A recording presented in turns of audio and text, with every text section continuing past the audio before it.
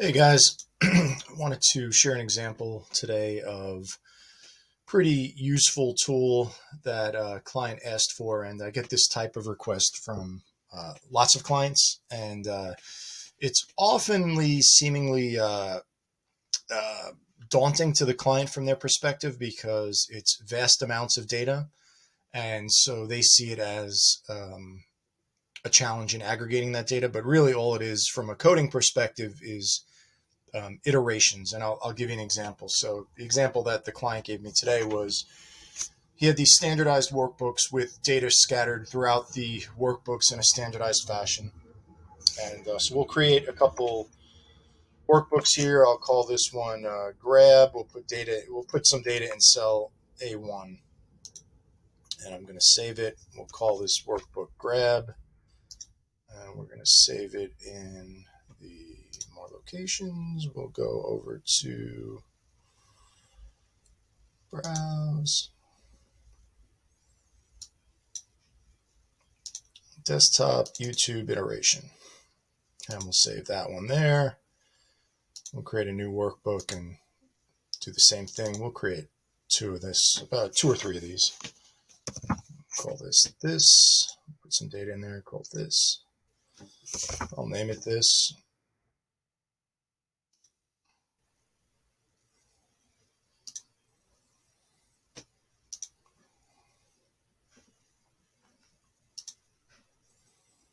And we'll create one more just to put a little bit of data in there. Call this one data.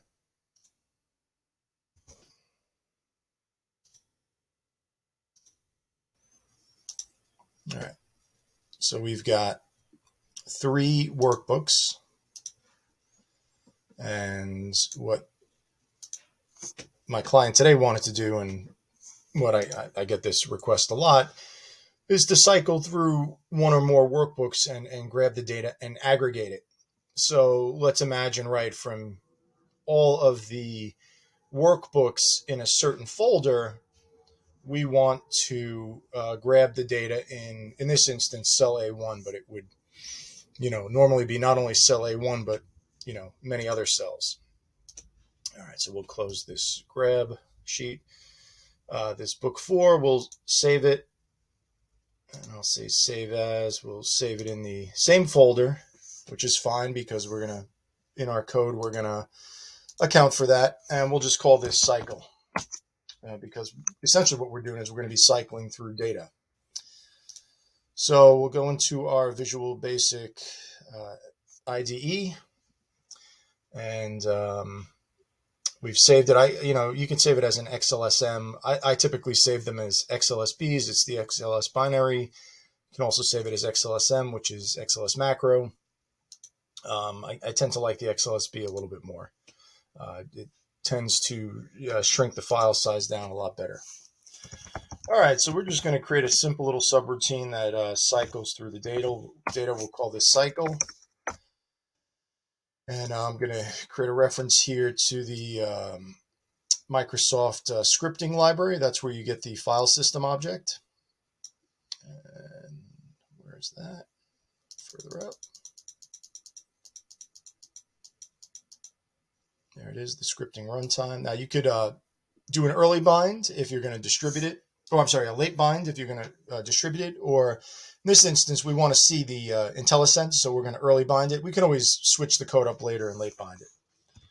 So I'm going to create a variable called FSO for file system object, and we'll create a new instance of the file system object. It's that easy. Typically, when you're dealing with the file system object, you're dealing with folders and you're dealing with files. So I'm going to just create a folder variable, and that folder should be in the file system object.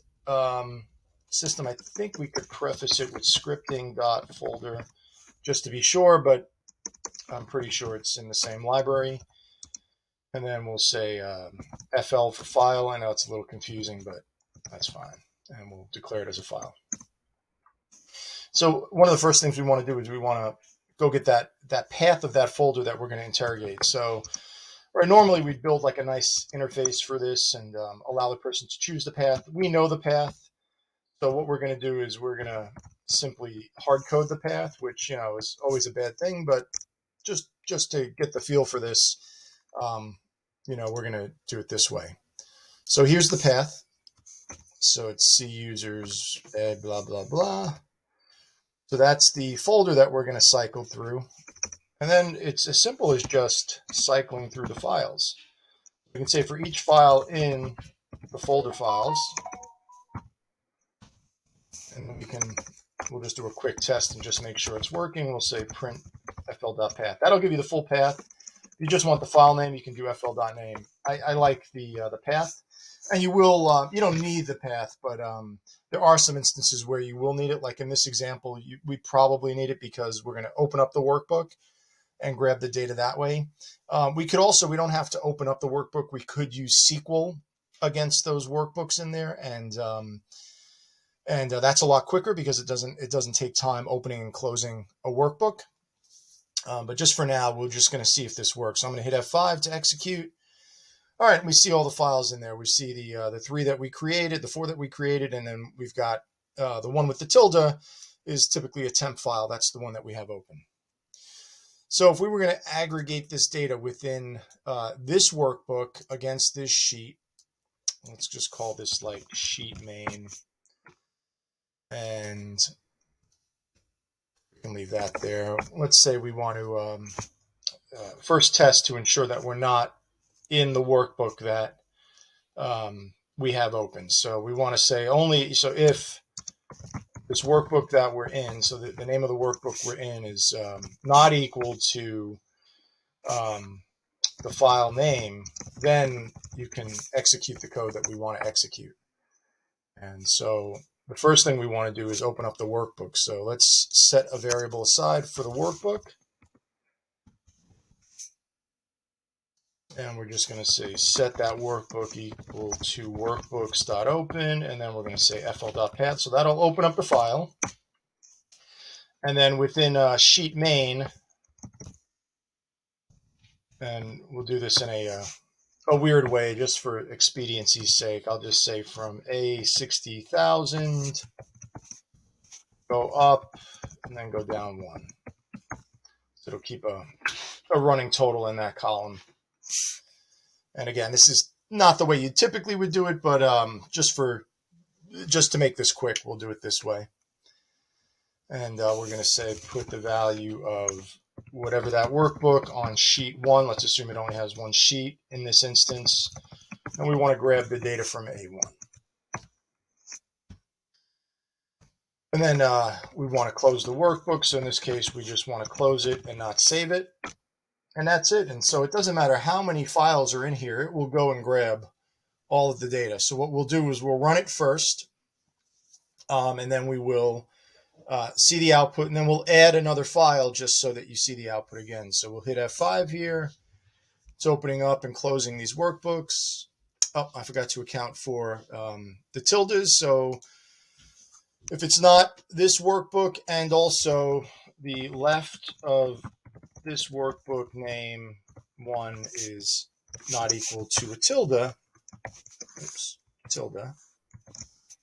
then that. So now it should skip it.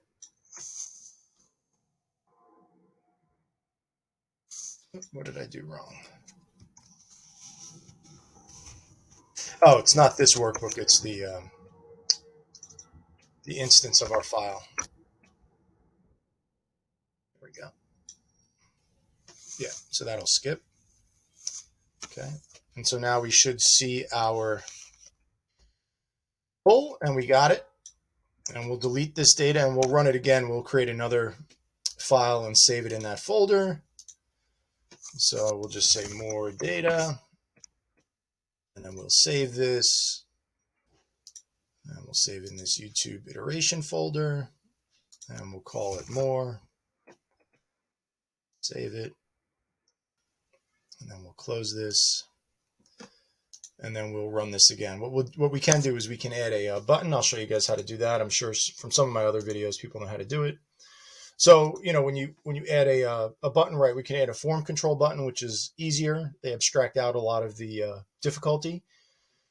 Or we can use an ActiveX control. I enjoy the ActiveX controls. It gives you a little bit more granularity. So we're going to do that. We'll add a command button, then we'll go into the properties of it. We'll just say command import, and then the caption will be import in this instance.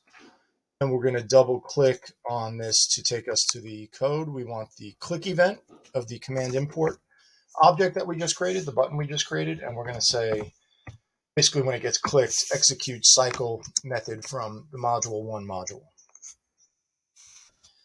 And we'll take ourselves out of design mode. We will save our file, and then we'll click import. We should get 4 lines of data here. So we got data, we got grab, we got more data, and then we got this. And obviously it doesn't always do them in the order that you want. There are sorting and filtering type of conditions that we could add in there. So that if we had to do it either alphabetically or based on date, we could control the flow of data. The file system object is pretty powerful in that regard.